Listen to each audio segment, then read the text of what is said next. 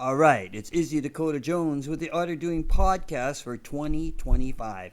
Yeah, so we're going to be talking to Rocc Warsinske. Well, you know Jay as I've been talking to Jay over the last couple of years. Um, Jay is great. He's done all kinds of things in the LA, U.S. market, especially Los Angeles. And we're going to be talking to Jay about all the things that he's done and what he's up to now. He's got so much, has so much knowledge in the music industry in the U.S. and Los Angeles and what's going on. And we're going to ask him how he's doing. He's got lots of things in his hands in a lot of pockets and done a lot of cool stuff. And we're going to talk to Jay here, Jay Rocc, in about, I guess, 2 or 3 minutes. So hang in there, everybody, and we'll be with you in a few minutes. Izzy Dakota Jones here with the Art of Doing podcast for 2025. Hang in there. We'll be right back with Jay Rocc. So I'm talking to Jay Rocc in Los Angeles, California, and finding out what Jay Rocc is up to these days. And Jay, what's happening with you? Man, it is so great after celebrating 50 years in the music and entertainment business as the promotion guy, putting on conferences like you've come to, the Indie Entertainment Summit, and speaking at over 600 conferences from the south of France to Vancouver to New York City. I've realized that more and more of the music that we love, that we can't get enough of, that we'll die with, is a lot of that music we came up with. Yeah. Music from the 60s, 70s, 80s, 90s. It's not to discount new songs and all that, but what happens when we hear a great new song or band? First thing we say, God, it's got that 70s sound. Oh, man, it reminds me of that, that band from the 80s. It's a compliment. Yes. And I think that's what we're dedicated to. So what I've done is we've created like 60 specialty shows. Right. One show celebrates the making of a hit single. It's called Making That Hit. Cool. And I've interviewed, Randy Bachman and Paul Dean from Loverboy and 300 hit-making artists talking about the story behind American Woman or Turn Me Loose or, you name it. Yeah. There's literally like 300 episodes. And there's other shows celebrating the making of a classic album, which is even harder than coming up with a hit song. A whole album that was like the highlight of their 10, 20, 30-year career. And there's also series that celebrate everything else, best tour stories, all about those favorite stories of bands on tour, or there's a series called Iconic Guitarists where we celebrate the great players, fun players talking about their favorite players. And there's even a show called Iconic Covers Created where we actually interview the album cover designers, cool. Guys that actually, came up with those covers. Yes. That, as you remember, were almost just as important as the music. Yep. What's the first thing you think of when somebody says Pink Floyd, Dark Side of the Moon? Yep. You think of that album cover. Yep. The prism, the lights, the colors. Yeah. So it's been a real trip getting to know and talk to these incredible designers, and we're even celebrating legendary concert venues that are no longer there, or yes, yeah, they're still there, but the classic eras of them, or classic record stores that may no longer be around, or you name it, classic magazines or TV shows we grew up with that introduced us to music. Yes. So it's this whole network dedicated to nothing but the greats. And we even do what I started to call them docu-series. Yes. But they're a little more free-form, a little less structured than a full-blown documentary. So I call them like an ultimate salute. No, right on. So you name the band, your favorite bands, and we're doing like 80 of them. We are interviewing, whether it be band members or classmates they grew up with, or people that were on the crew or toured with them, or childhood friends, or we even document in a lot of cases, especially with the bands in certain cities, historical locations Right where on. they lived, where they went to school, where they bought their first guitar, where they played backyard parties or in little, high school gyms and stuff. So it's really the ultimate network for serious music fans. That's great. The lovers that can't get enough. Like, say one of your favorite bands was, Van Halen, and they made 6 albums with David Lee Roth and 4 with Sammy Hagar. That's it. Yeah. Or Guns N' Roses, I consider they really only made 2 albums. They did Appetite for Destruction. Yes, right. Yeah. And then they did a double album, Use Your Illusion, which Geffen kind of got greedy and released it as 2 different records on the same day. Right. And like 15 years later, they make this Chinese Democracy, but that wasn't really the same band. Yeah, no. So yeah. you got this iconic band playing stadiums, and they only have 2 albums out. Yeah, it's wild. So I never thought of it like that. What people want is the stories. The Yeah. stories behind, that.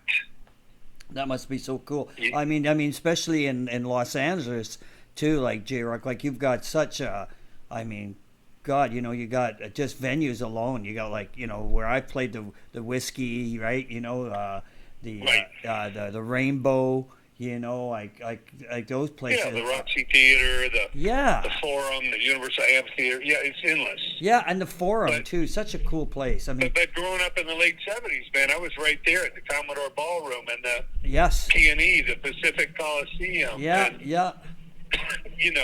I don't even know what the name is of the hockey arenas. When I helped put on the first Judas Priest shows ever at Vancouver. I put on the first Police shows ever. I don't even know what the name of those hockey arenas were. Yeah. I have to do some research. Yeah. Well, the Judas Priest one that I went to, I think it was one of the first times they were here, was in that a little at the P&E. It was called the Gardens Auditorium. So it was like the arena or something. It's the smaller version. Yes, it used to be used as but I think it was probably the show after that, maybe. Yeah, maybe because after that. It was literally, it wasn't in the P&E grounds, and it was pretty much more of a hockey arena. Yeah, that's probably was the Forum. You could tell that was the main use of the place. Yeah, it was a Forum. They had the Forum. The Forum? We had the place called the Forum and then the Coliseum, right? So the Forum was the first place because the hockey team was, when I was young, was like the Western Hockey League. We didn't have an NHL team, right? We were in the Western Hockey League. So, right. So they used that arena for the Western Hockey League. So and they did a lot of shows in there after the Canucks went to the Pacific Coliseum and became an NHL team. Then they did. You're right. They did do shows in the Forum a lot. Yeah, they still do. The Forum gets still to this day now is like sort of turning into that mid-sized venue. For concerts at the P&E, right? Uh-huh. Yeah, a lot of new acts. Like the P&E puts on not a lot of classic shows anymore. They do all the kind of new ones for the kids. But you know what you got to do is you got to come up to. I see BTO is coming there, like August 20th or something. Yeah, you got to come. Randy was saying they hadn't played there since like the 70s or something. Yeah, and then there's a new venue being. You got to come up when we get this venue up on the P&E grounds. They got an They're building an amphitheater. And it looks outdoors with a cover, and it's all state of the art. It's unreal what they're going to do. This thing is just, and they've got lots of money behind it, so they've got a lot of sponsorship. And this thing, because every year the P&E does outdoor shows, right? When the P&E opens up the whole thing, the fairground and everything, and they've been making nothing but money off the, like, all the classic bands to tour the festival circuit and the fair circuit, right? So I mean, like, say last year you get Doobie Brothers and you get like Beach Boys and you get like everybody, and then you get some newer acts too for the kids, and they get like 10 shows going, and the place is sold out, and the fair is packed. On those every day there's a show, the fair is packed. So they decided, I guess, to invest in there, and they're building an amphitheater. So it's gonna be great. I know they're gonna just draw, and it can have acts all year round. You know, it's outdoors, but it's gonna be all undercover. Yeah. Yeah, I'll look forward to coming up for that. But You should come for yeah, that. so every city. It's like you heard about Cobo Hall in Detroit. That's where Kiss Alive was recorded. That's and they right. broke, and they're a New York band. And Jay Giles out of Boston broke there, and Yeah. had a big live album. And Alice Cooper band, they're from Phoenix, Arizona. They moved to Detroit, and they broke out of there. So there's all these like legendary halls that are no longer there. Yeah. So it's basically a celebration of not just our childhoods, but our soundtrack to our lives, 60s, 70s, 80s. Oh, Everybody's yeah. a little different age, but if you go see the Stones, you see people our age, you see them a little older, Yeah, you see them a little younger, you see teenagers at the Stones. Yeah, you see You know? everybody. It's like Paul McCartney, the same sort of thing. The gamut Yeah. runs really long, doesn't it? It sure does. Yeah. So it's really, it's pretty amazing. And again, I've always been someone that encourages and celebrates new music, but at the same time, there's really no channel that celebrates just all the classic eras and parts of what we love. The songs, the record stores, the festivals, the tours, the classic albums, the producers, the album cover designers. So that's really what it is. Being a super fan of like music documentaries, I'll go on like a Netflix. There's crumbs. Yeah. If you had one good music documentary a year on Netflix, that's you're lucky. Yeah. Same thing with Amazon Prime, or you go on Hulu and they get these corny Tommy and Pamela things that are an embarrassment to music. I think So so. it's really everything that we love about that, and that's what we're gearing up to launch. Hopefully by the fall or winter. I've literally got 4,000 episodes ready to go, and I do these interviews every day. I just interviewed 3 legends today, and tomorrow I got more coming up. Wow. So Well, that's great. It's almost it's a labor of love, and Yeah. I still do music promotions and speak at conferences. As a matter of fact, I'm flying to Denver in a couple months, and I'm speaking at Colorado State University. Oh, very cool. With the chairman of AEG. I call him the biggest concert, festival, and tour company in the world that's not called Live Nation. Yes. Yeah, Live Nation AEG. So rather than call them the second biggest, I call them the biggest that's not named Live Nation. Kind of a tongue-in-cheek kind of way to do it, but there's nothing about them that's small. They're the exclusive promoter of the new Rolling Stones tour. Wow. They're the exclusive worldwide promoter of the Taylor Swift tour. Yeah. There's no tour bigger than that. They created and run every year Coachella and all the biggest festivals. So Yeah. there's really nothing second place about them. But technically, Live Nation is a little bigger and more corporate and whatever. But the chairman of AEG is the one I'm speaking at. He runs the entire entertainment division at Colorado State. Cool. So it's pretty amazing. That is very cool. Yeah, and I guess that's interesting. You've got it very interesting because you're groundbreaking with these people in the entertainment field where it is now, and all that, and then you're groundbreaking with our past, right? And how it ties all together, Yeah. right? That's very cool. That's very cool.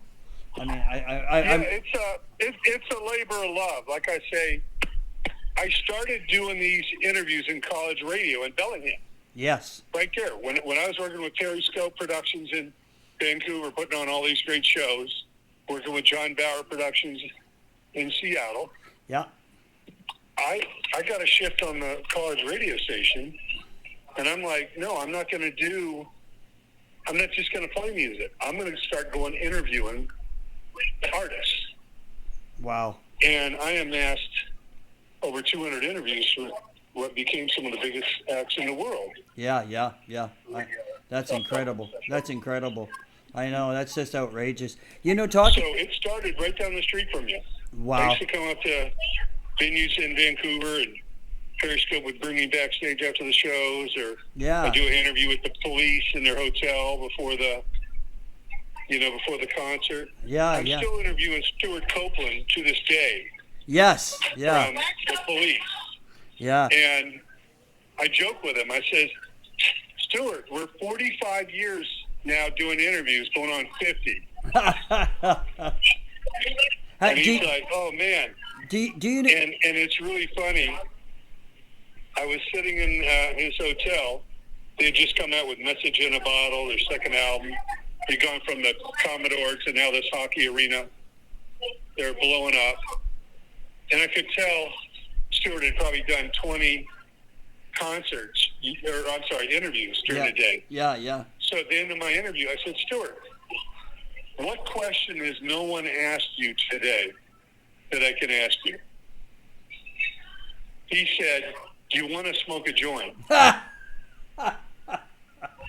So I pulled something out of my pocket, and we lit it up. And I remind Stuart that every time I talk to him, he says, those were the days. Those were the days. So you must have known Stuart's brother too, right? I just interviewed Miles Copeland. Yeah, yeah, yeah, Can I get some hot sauce? yeah. Yeah, no. Ian was the booking agent, FBI. That's right. Frontier Booking International. Yeah, yes. And but Miles Copeland is the older brother. He's the one that managed them. That's right. Cyrus Records. Yes, Cyrus Records. REM, the Go Go's. Yeah, I watched I watched that documentary on the Go Go's, and he was on that, and I realized, I put all the connections together with all that, and I went like, wow, very cool, right? And I don't. No, do you remember? I interviewed him from his castle in the south of France the other day. He literally bought a castle. Right on. And he does these songwriting retreats. Oh, cool. Where like BMI and ASCAP, like CSAC, they send or the Canadian. What's the Canadian performance rights called? SOCAN? SOCAN, yes. Yeah. They send some of their top writers to the south of France to spend weeks co-writing with other hit writers at Miles Copeland's castle. Wow. Very cool. So it's pretty amazing. And Stuart, Stuart does too, but Miles loves to talk to me. We have so much history. We go back, like I say, 45 years. Yeah, yeah. He's like, call me anytime. Yeah, that's so cool. That is so cool. So, super legendary guy. He tells the whole story, how they created the police from scratch. Yes. He's managing Wishbone Ash and Climax Blues Band and Renaissance, and I remember those bands. Do you remember a band? Brother, do you remember a band? Because you'll know this right away because you know everybody. How about Curved Air? He managed them. Stuart was in Curved Air. That's right. I saw Curved Air when I was a kid. Open up for it was Hocus Pocus, and it was Focus. Focus and the band Focus. Yeah. And I saw Curved Air, and I saw Deep Purple in Rock, and that was a great show. I tell you, J-Rock, it was just amazing. It was just like, wow. All three bands were great. What a show. It's funny. I asked Stuart sometime in the interview, I said, well, tell me how you went from Curved Air to the Police. He says, oh, so you want me to tell you how I went from prog rock to punk rock? Yeah. He's laughing. Yeah. Because that's what it was. That's what it was. Happened. That's wild. Yeah. It's funny because they were never really a punk band. No. But they came up in that era. Yes. And they all had bleach blonde, little spiky hair, and all that when they came out. Yeah. They had that. And they were a little trio. Yeah, they had that ska thing going like on. CBGBs and all that. That's the Commodore Ballroom. Yeah. But they had the songs. Roxanne's first single, Message in a Bottle. They had the songs. But they came up in the era of punk rock into what they called New Wave, which was a silly name, but some journalist came up with that name. You must. But the Police are one of one of the biggest, most important, influential bands of the last 50 years. Yeah, you know who I just interviewed, and you probably know him here. Do you remember DOA?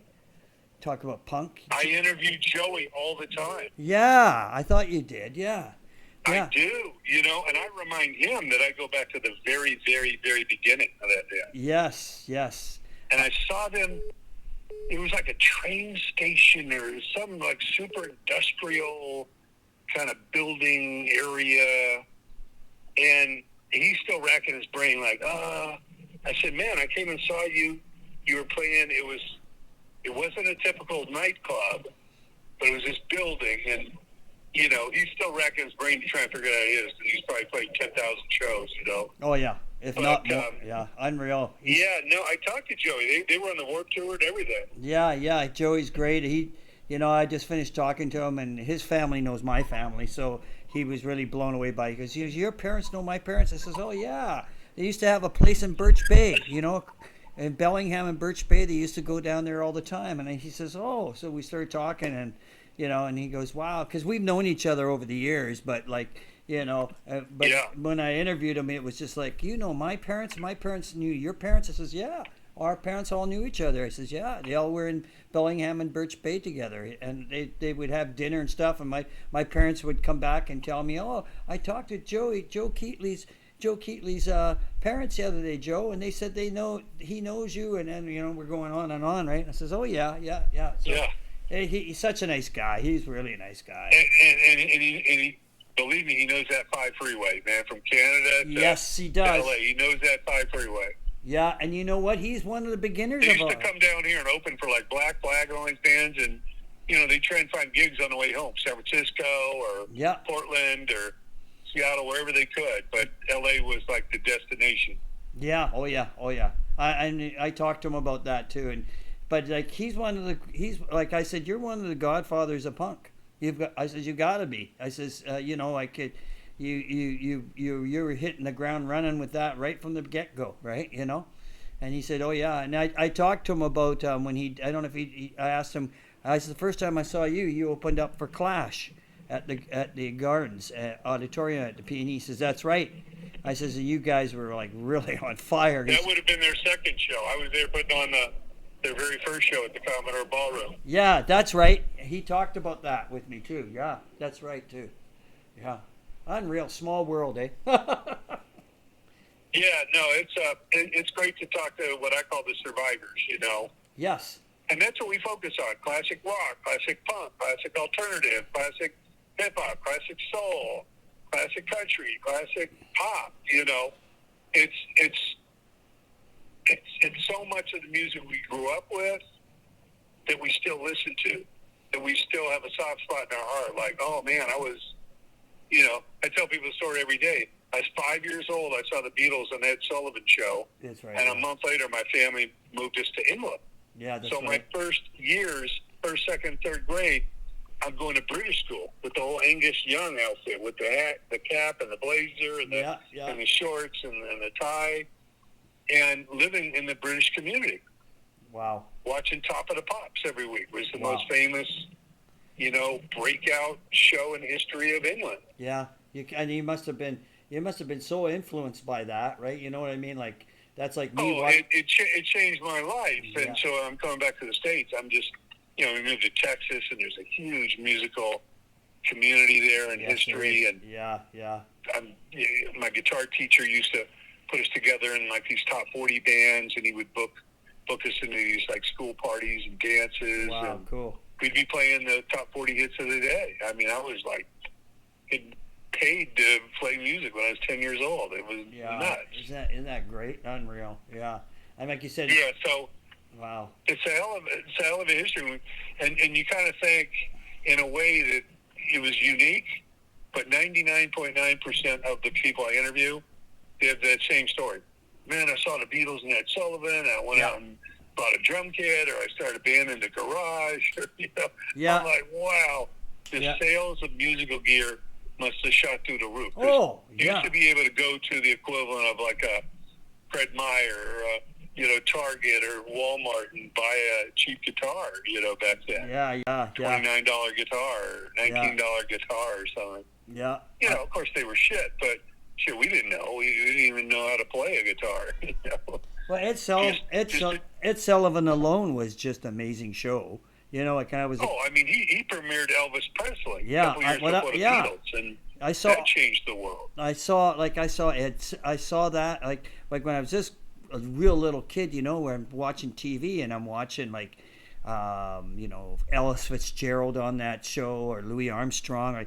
That's the stuff my parents like, but that every Sunday they watched that show, and then next thing you know, Elvis was on, and then next thing you know, I saw the Beatles, right? And that, like you said, that turned my head. That was the one that turned my head, right? I got turned by the Beatles for sure, and then Dave Clark 5, what a great band that was, right? I mean, all that, the Stones and the Who Yeah. and the Herman's Hermits. Yeah. I mean, the British Invasion was exploding. Yes. I was talking to somebody the other day. In the beginning of the 80s, I moved to LA in 80. Now all of a sudden we had this second British Invasion. Yeah. It was Duran Duran and The Cure and Yeah. ABC and Haircut 100 and the Clash and The Beat and I mean all these incredible bands, The Police, and that was like the second British Invasion, for MTV and all that. So it's great to be able to celebrate these and interview a lot of these artists or producers or songwriters or album cover designers before they're dead. Yeah. I mean, we read obituaries every day. Yeah. And I have a tagline. It's kind of a joke, but it hits people, in the heart. I say, before we lose any more memory or lose any more friends, let's talk. Yeah. And That's they're so like, cool. oh, yeah, man, and, we're losing everybody, And so some people I get a hold of, they're like, I don't even remember what I did last week, more or less what I did 45, 50 years ago. And I'm like, man, I got to them too late. Yeah. That's right. That happens, I bet, for sure. And so interesting. So, doing these interviews, it's, to me, it's the next best thing to, making music and playing music and writing music, Yeah. It's like talking about music. Yeah. But it's weird. There's some people out there that act like, every interview is like a TMZ, like clickbait, like you're trying to get some weird, something out of them that's going to make, life hard. I'm like, it's really, it couldn't be easier. I've done over 5,000 interviews since Bellingham, and it's just, sometimes I have to chip away, or I get somebody really influential I talk to, and then I drop their name, and they're like, "Oh, well, shit! If he had a good time, yeah, of course I'll talk." Right on. But it's you would think you're trying to do dental surgery without Novocaine or something with some of these people. Yeah. Oh yeah, I can imagine. Yeah, they're like, what? Yeah. They act like it's a horrible thing to do, to talk about their music before they're gone, or they forget what they did. Yeah. But no, it's a blast, and meeting people like you along the way. It's just fantastic to to network, and again, we have a show, we have a series all about new music, but we call it Classic New Sounds. That's very cool. Songs that remind us of the classic bands, the classic eras, the classic years, the classic whatever. Yeah, I was just listening to forget the name of the band. I think it's Disturbed. The singer does a ballad with Ann Wilson from Heart. Yeah, and that is Disturbed. Yeah, and it is fantastic. And hearing her voice on there, I was just like, holy smoke. I just said, they just give you goosebumps. I got goosebumps listening to that song, just when she comes in, especially because she just has so much soul in her voice, like so much feeling. Oh, yeah. You just it brings you right back to '76 with Dreamboat Annie and Crazy on You or Magic Man or something, Yeah. It's just I'm there in Bellingham, but they were a Seattle band, but they recorded the album and lived in Vancouver. Yeah. Mushroom Records. Mushroom Studios. Yeah. Very famous place. Yeah, I know. Unreal, isn't it? It's so cool. And like you said, it's good that you're tying that all together. I'm really, really impressed and really happy that you're doing this. This is great. Because we need it. We need something like that. It's a labor of love. And I got to tell you, when the pandemic started, I'm thinking, well, what if this is the new normal? What if we really can't go out and meet and congregate anymore? You know, I'm going to figure out how I can take my passions and my knowledge and be able to do these incredible interviews on Zoom, Yeah. right from my desk. Yeah. So one minute I'm interviewing somebody from, you know, Miles Copeland and his castle in the south of France. Next minute I'm interviewing Angry Anderson from Rose Tattoo in Sydney, Australia. And, you know, I'm just going all over the world, and I haven't even left my desk. That's so cool. Wow. Wow.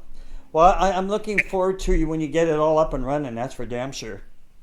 Well, yeah, we definitely look forward to having great, you know, fans and people supporting us from British Columbia to Brazil, from Germany to Japan, and, you know, all 50 states and all the provinces and everything. Because there's nothing local. There's nothing, you know, it doesn't really matter where these artists come from.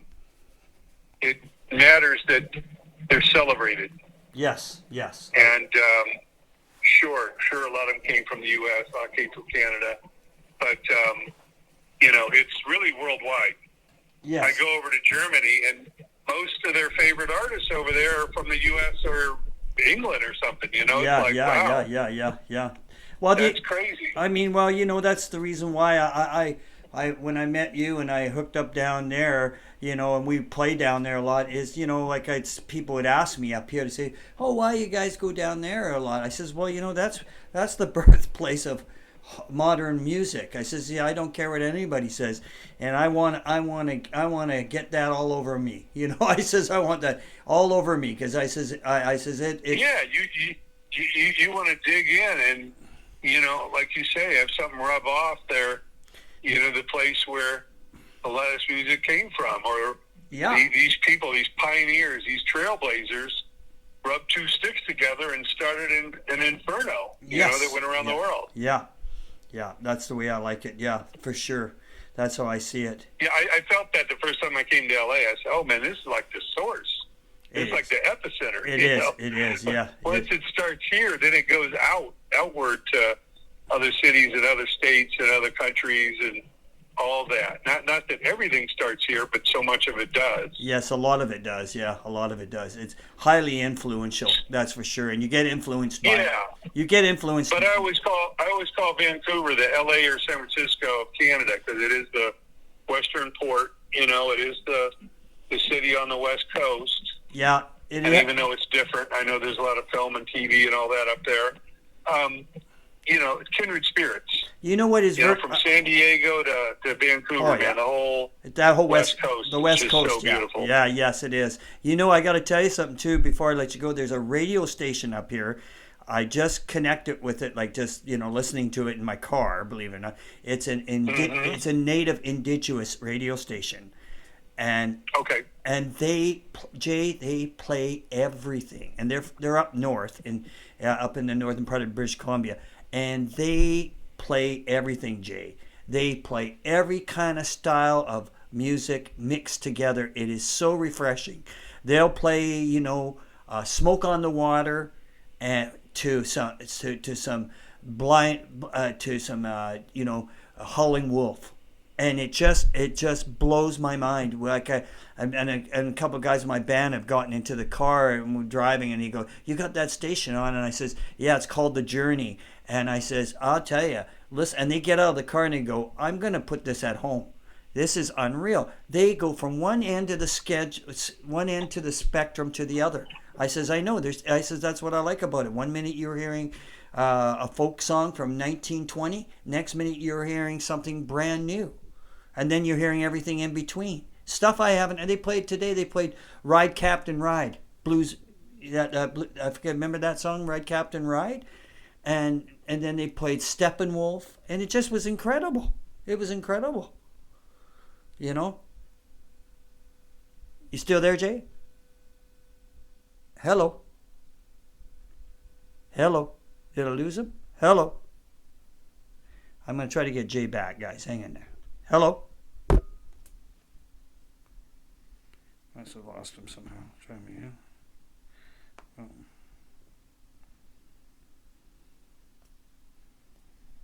We'll try Jay back, guys. See, get him back. I lost him. Oh, lost you, Jay. Not sure what happened. Yeah, but I'm here. Yeah. So, anyways, I was just telling you about that radio station. It's just unreal up here. It's just so refreshing to have a radio station that plays everything, like from one minute to the next. You know what I mean? It's just unreal. It's so refreshing. Yeah, it's kind of like Spotify. I put together a playlist now because, I'll go through artist catalogs and put, like a theme together, like 70s pop rock or hard rock or, different themes or styles. And, so I can just play that whole playlist back, and it's amazing. CD quality, and that's amazing. I love it. Yeah, I love it too, yeah. I want to thank you very much, Mr. J. Rocc, and I love talking to you. And it's always my pleasure. Yeah, my friend from the north, please keep the faith, stay strong, and yes, and we'll stay in touch. We are going to stay in touch. Things are happening. Yeah, and then I'm going to give you a call off the thing here next week. We got some things happening with our bands. I want to ask you a few questions if you can help me out, make the right decisions. Okay. I'll give you a call. If you get a chance to get a tape or anything of our conversations, let me know. Send me a link. You got it. I will do that for sure, Jay. I'll talk to you soon. Okay. I appreciate you. Thanks. Bye. You have a good evening. You too. Take care. Take care. Bye now. Izzy, Dakota Jones. That was J. Rocc. And we want to thank everybody for listening in, and we'll be talking to you soon. This is Izzy, Dakota Jones with the Auto Doing Podcast for 2025.